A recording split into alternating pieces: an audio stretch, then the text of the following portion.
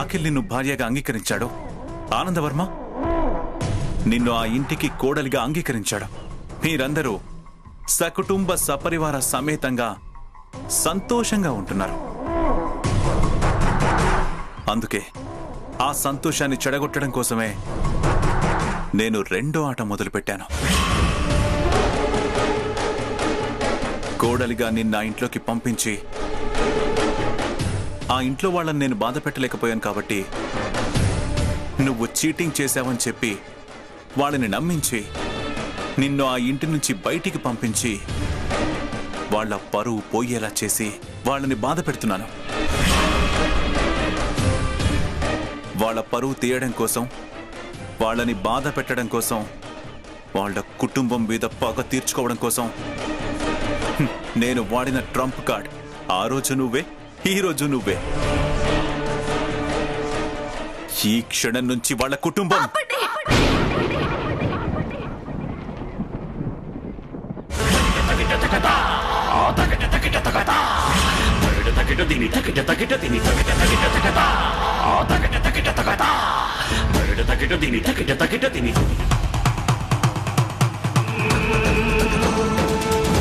వాళ్ళ కుటుంబం కాదు, నా కుటుంబం.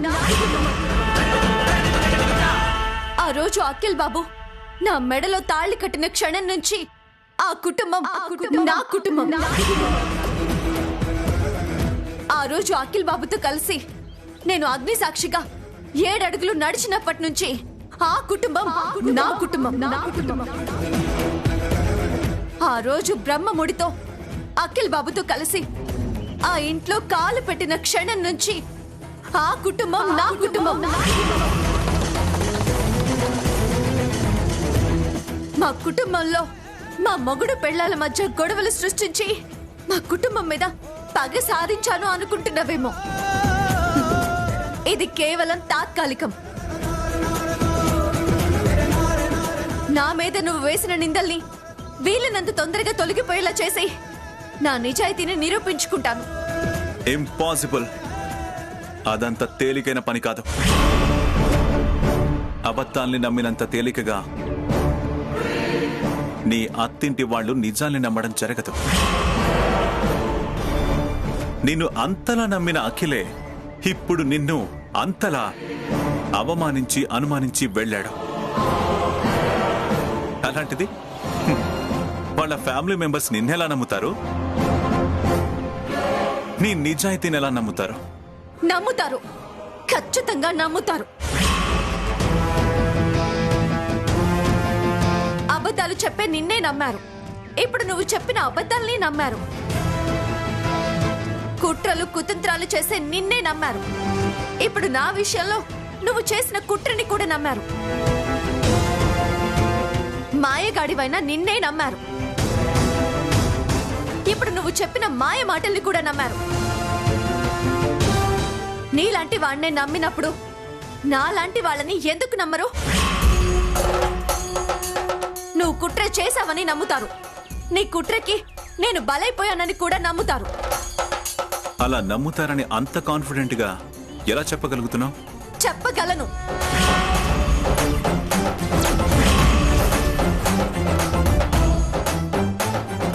ఎలా చెప్పగలను అంటే, నీ వైపు అబద్ధం ఉంది, నా వైపు నిజం ఉంది. నీ వైపు అన్యాయం ఉంది, నా వైపు న్యాయం ఉంది. నీ వైపు అధర్మం ఉంది, నా వైపు ధర్మం ఉంది.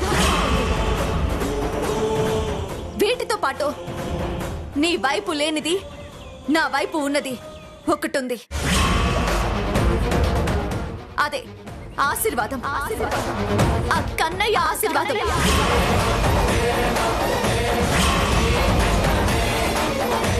కన్నయ్య ఎప్పుడు నా వైపే ఉంటాడు. కన్నయ్య ఆశీర్వాదం నా వైపే ఉంటుంది.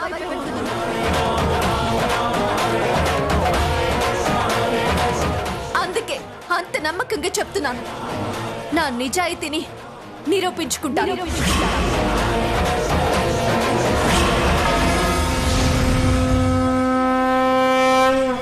జరగదు. నీ నిజాయితీని నిరూపించుకోవడం అనేది ఎప్పటికీ జరగదు. నువ్వు తప్పు చేశావని నేను ఇన్ని సాక్ష్యాలు చూపించాక అఖిల్ జీవితంలో నిన్ను నమ్మడు,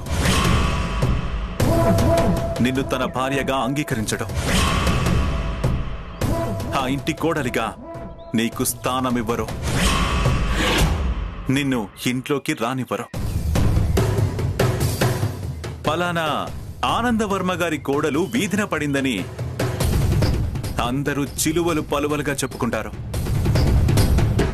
దాంతో ఆ కుటుంబం మొత్తం సిగ్గుతో తలదించుకుంటుంది. ఎస్, గెలిచాను, ఆనందవర్మ మీద గెలిచాను. నా చెల్లెలిని అవమానించిన ఆ కుటుంబానికి తీరని అవమానాన్ని మిగిల్చాను. ఎస్, నీ కుట్రలు నిరూపిస్తాను. నీ తప్పులకి సాక్ష్యాలు చూపిస్తాను. నిన్ను కట్టకట్టల వెనక్కి పంపిస్తాను. మా కుటుంబం సగర్వంగా తల ఎత్తుకుని తిరిగేలా, సకుటుంబ సపరివార సమేతంగా సంతోషంగా ఉండేలా చేస్తాను.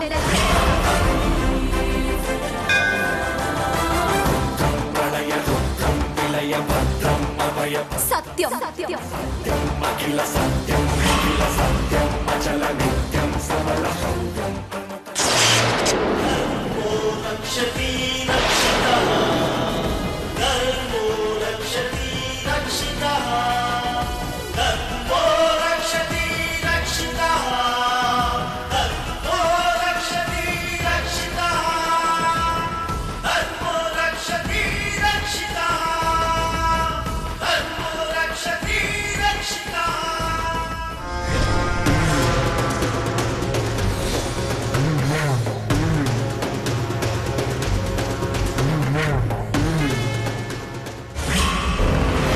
నో, నేను నమ్మను.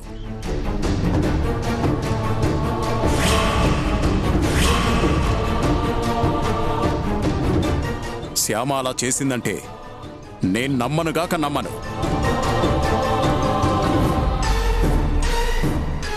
మేం మాత్రం నమ్ముతాం అన్నయ్య. కాకపోతే కళ్ళారా చూసాం కాబట్టి నమ్మక తప్పడం లేదు.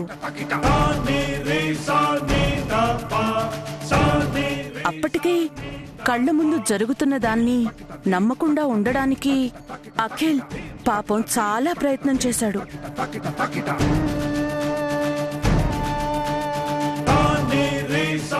చాలా సేపటి వరకు శ్యామ తప్పు చేయలేదు అనే నమ్మకంతో శ్యామ పక్షాన్నే మాట్లాడాడు అఖిల్.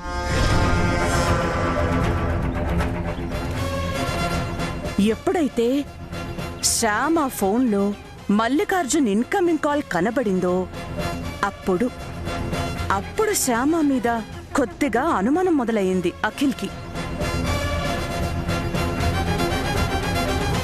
ఏంటి, శ్యామ ఫోన్లో మల్లికార్జున్ కాల్ చేసినట్టుందా? అవును డాడీ, ఉంది.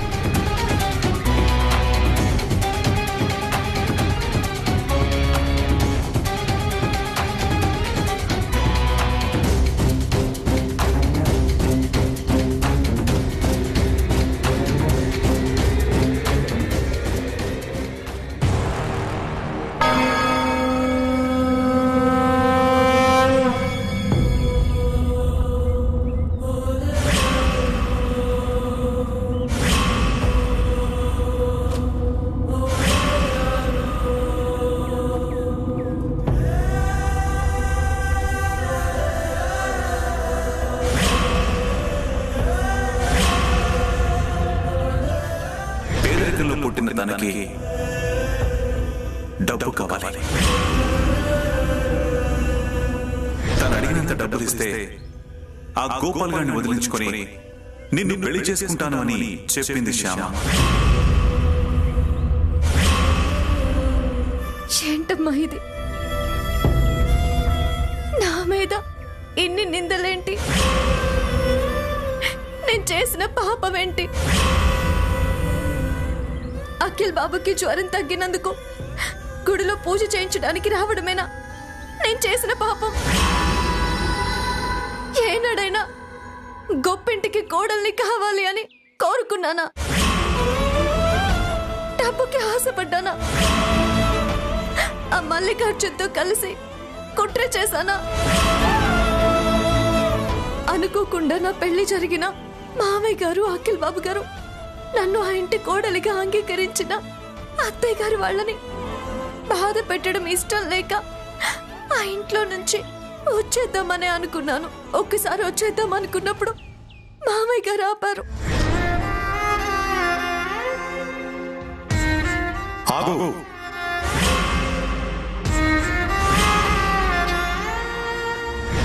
ఆ రోజు గనుక నేను ఇంట్లో నుంచి బయటకు వచ్చేసుంటే ఈరోజు నా మీద ఇలాంటి నింద పడి ఉండేది కాదు కదా. ఆ రోజు ఆ గోపాల్ అనే వాడికి నాకు పెళ్ళని చెప్పి నమ్మించి అఖిల్ బాబుతో నా పెళ్లి చేశాడు ఆ మల్లికార్జున్. గోపాల్తో తనకి పెళ్లి నిశ్చయమైన కూడా వాడికి హ్యాండ్ ఇచ్చి నీ హ్యాండ్ పట్టుకుని నీ ఇంటికి వచ్చేసింది. ఈ రోజు నేనే డబ్బుకి ఆశపడి ఆ గోపాల్ని వదిలి అఖిల్ బాబు చేత తాళి కట్టించుకున్నాను అని నింద వేశాడు. ఆ నిందని అఖిల్ బాబు నమ్మేలా చేశాడు ఆ మల్లికార్జున్. అలా నమ్మడం అఖిల్ బాబు తప్పేమీ కాదు. ఆ స్థానంలో ఎవరున్నా సరే అలాగే నమ్ముతారు. అబద్ధాన్ని నమ్మి నా గురించి అంతగా బాధపడుతున్న అఖిల్ బాబుకి నిజం తెలిసేలా చేసి ఆయన్ని సంతోష పెట్టాలి. నా నిజాయితీని నిరూపించుకోవాలి.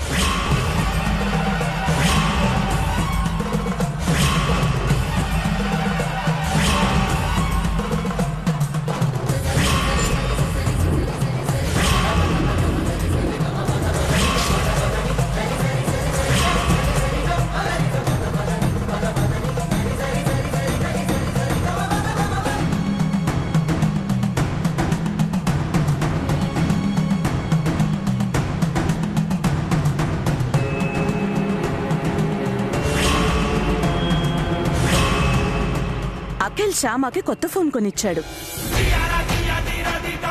ఆ నెంబర్ ఎవ్వరికీ తెలీదు. అలాంటప్పుడు ఆ మల్లికార్జున్ శ్యామకి ఎలా ఫోన్ చేసుంటాడు?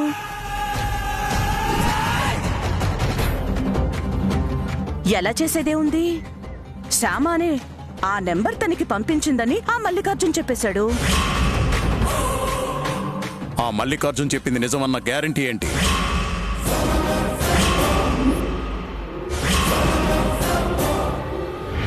వాడు ఎవరి ద్వారానో నెంబర్ తెలుసుకుని ఉండొచ్చు కదా.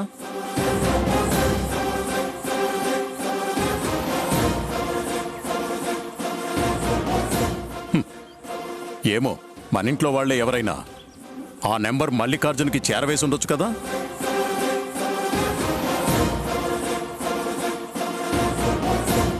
అంటే ఎవరు చేరవేసి ఉంటారనుకుంటున్నారు మామయ్య గారు?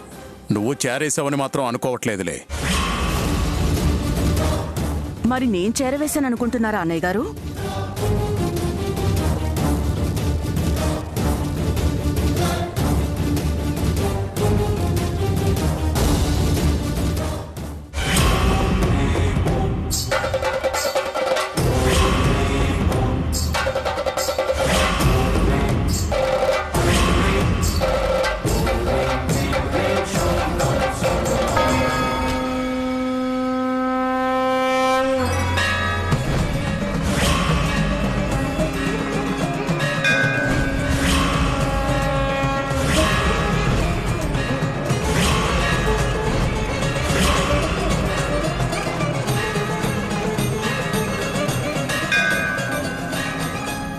నీ గర్భగుడిలో వెలుగుతున్న ఈ అఖండ దీపం మీద ఒట్టేసి చెబుతున్నానమ్మా, ఇదంతా ఆ మల్లికార్జున్ గోపాల్ కలిసి చేసిన కుట్ర అని నిరూపించేంత వరకు నా మీద పడ్డది కేవలం నింద మాత్రమే అని అఖిల్ బాబుకి అర్థమయ్యేంత వరకు నేను నిర్దోషిని అని అఖిల్ బాబు నమ్మేంత వరకు నేను పచ్చి మంచినీళ్ళు కూడా ముట్టను.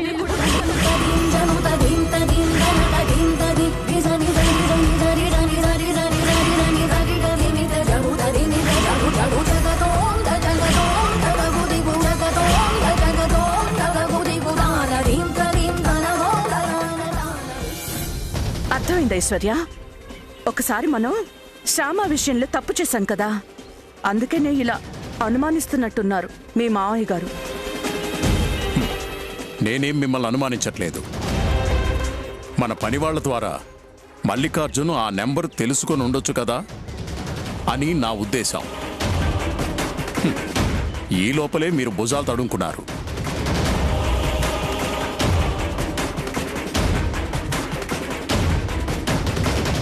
నిజమే మావయ్య గారు, మీరు చెప్పినట్టు పని వాళ్ళ ద్వారానే నెంబర్ తీసుకొని ఫోన్ చేశాడే అనుకుందాం. వాడు ఫోన్ చేసిన విషయం శ్యామ ఇంట్లో వాళ్ళకి చెప్పాలిగా. ఇంటి పెద్దయిన మీకు ముందు ఆ విషయం చెప్పాలి కదా. కనీసం అఖిల్తో అయినా చెప్పాలిగా. అదే పాపం, అఖిల్ కూడా చాలా ఫీల్ అయ్యాడు. వాడు ఫోన్ చేస్తే నాకెందుకు చెప్పలేదని చెప్పి శ్యామాని బాగా నిలదీశాడు. శ్యామ ఏమో మీరు ఆఫీస్కి వెళ్తున్నారు కదా, తర్వాత చెప్దాము అని అనుకున్నానని చెప్పింది. శ్యామ చెప్పింది అబద్ధం తెలిసి ఆ మాటల్ని అఖిల్ బాబు ఏం నమ్మలేదు. అయినా మన శత్రువుకి సంబంధించిన ఇంత ముఖ్యమైన విషయాన్ని ఎవరైనా తర్వాత చెప్దామని అనుకుంటారా? శ్యామ అలా అబద్ధం చెప్పేసరికి అఖిల్ బాబుకి శ్యామ మీద కొద్దిగా మొదలైన అనుమానం కాస్త రెట్టింపైపోయింది. మన ఇంటికి ఒక దొంగొచ్చాడు అనుకున్నాం కదా, వాడు దొంగ కాదు, శ్యామకి డబ్బివ్వడం కోసం వచ్చిన మల్లికార్జున్ మనిషి అని అర్థమయ్యాక రెట్టింపైన అనుమానం కాస్త 4 గింతలయింది. ఏంటి, రాత్రొచ్చింది మల్లికార్జున్ మనిషా? అవును,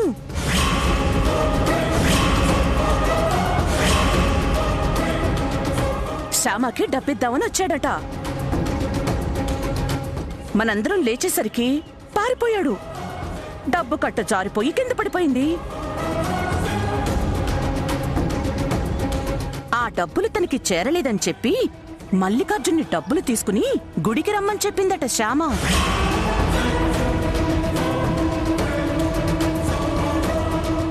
గుళ్ళో అతనిచ్చిన నోట్ల కట్ట శ్యామ చేతిలో ఉన్న పూల సజ్జలో కనబడింది.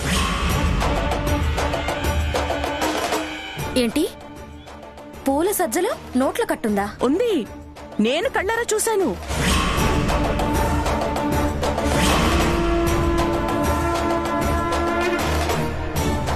పైగా డబ్బు తన చేతిలో ఉన్న పూల సజ్జలోకి ఎలా వచ్చిందో తెలీదని బుకాయించేసింది. అలా బుకాయించేసరికి శ్యామ మీద తనకున్నది అనుమానం కాదు, శ్యామ ఆ మల్లికార్జున్తో చేతులు కలిపిందని అఖిల్కి పూర్తిగా నమ్మకం వచ్చేసింది.